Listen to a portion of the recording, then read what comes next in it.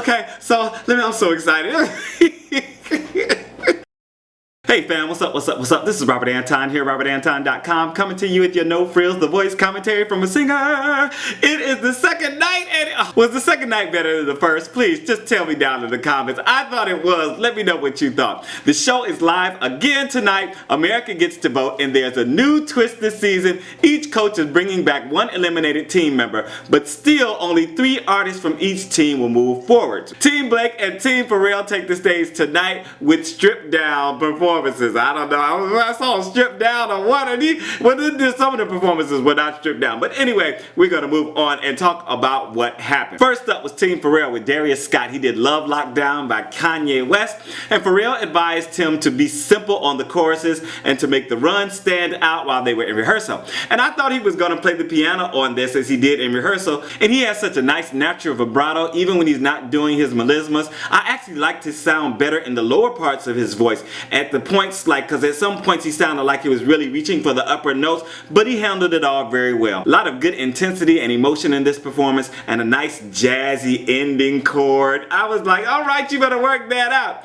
Gwen said music lives inside him. Adam loved the song choice and the way he maneuvered through the vocal and said he was blown away. Blake called him the guy on TeamPharrell that everyone has to worry about. TeamBlake was up next with Ivonne Acero. She did One of Us by Joan Osborne, and she dedicated this to her mother who wanted to be a singer, and Blake warned her that sometimes she sings a little sharp while she was in rehearsals. And she has such a sweet, clean vibe, and yet I look at her and she looks and sounds like a young woman in bloom, right? This is a good song for her voice, and she connected well to the emotion. Near the end, she pushed a little too hard and seemed to be cutting off her notes, but then she opened up well for the big notes. And I didn't feel any nervousness in this. She was very poised. Ferrell congratulated her and talked about her superpower. Gwen was most impressed with her confidence and called her strong and powerful. Adam called her voice amazing and said when the emotion bubbles over that it's phenomenal. Next we had TeamBlake with Morgan Frazier. She did Lips of an Angel by Hinder, and Blake advised her to get enough breath to support the notes, saying she sings with so much volume that sometimes she doesn't have enough breath to get up to the note, meaning that she goes a little flat. In performance, she's such a seasoned pro up there. The way she handles the mic and the room, the subtle way she looks at the audience and looks away while she's in between her lines and stuff. Then she dragged the mic stand behind her down the stage.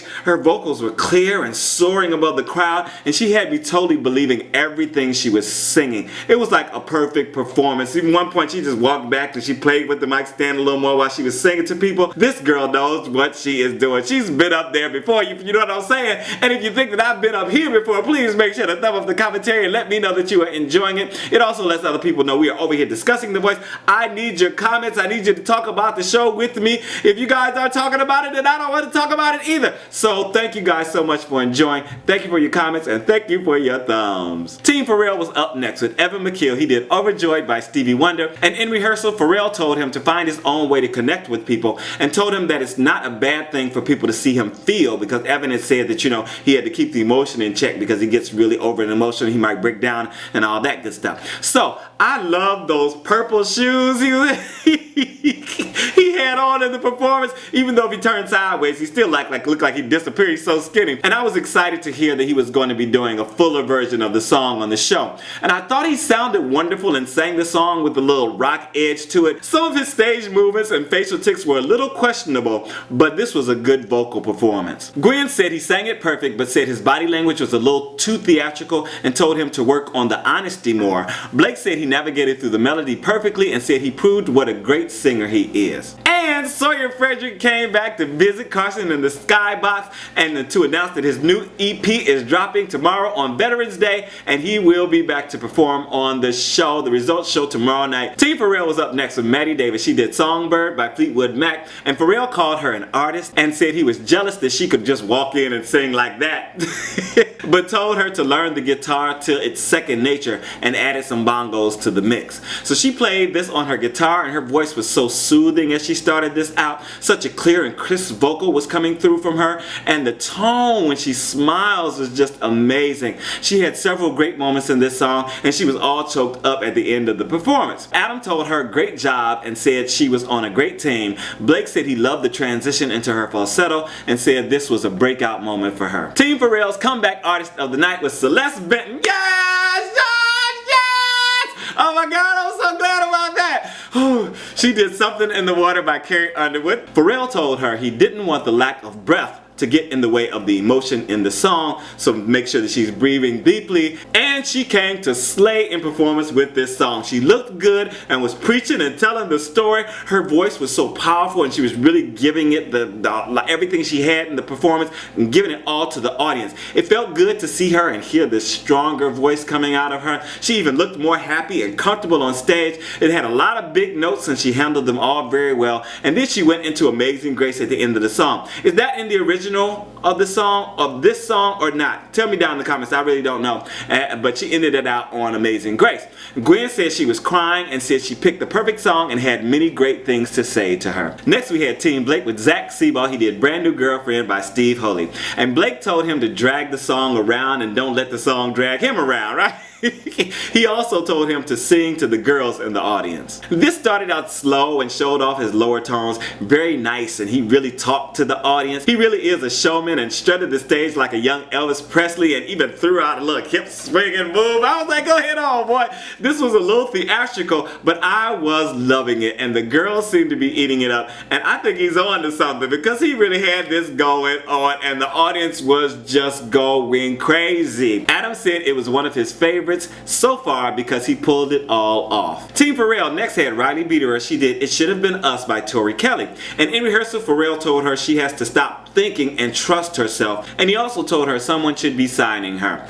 And this definitely was not a stripped down performance, but a lot of them haven't been tonight or last night to think of it. I love the hits in the beginning of the song, the ta, and she was so strong and sexy as she delivered her line. There were some really good moments where she seemed right on top of the flow of the song, but there were also some parts where she seemed to be playing catch up. This song looked like it was really working her hard, and it should have looked a little more effortless, but she did an okay job on it. Gwen said she's so cute and said it's so beautiful, strong, and warm when she belts out the high notes. TeamBlake's comeback artist was Naja Nicole, and she did Upside Down by Diana Ross. That was a surprise, Blake. Oh my God. I was not loving this song choice when I heard it, okay? It's so dated and not a challenging vocal. And she was purring the lyric in the beginning and her voice sounded good. And it also seemed that she was very invested in the lyric, but I wasn't feeling a spark. I loved her look, the style, and her choices on the melodic changes as the song went along, but it still didn't lift the song into the stratosphere where she needs to be. She's a comeback artist and she has to get the votes to be on a team. They even had a modulation near the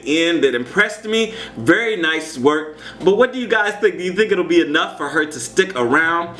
Adam said she sounded beautiful and that he thoroughly enjoyed himself. TeamBlake next had Emily Ann Roberts do In the Garden. It's a hymn, and oh my God, Blake sang to her for her 17th birthday and brought a cake and candles.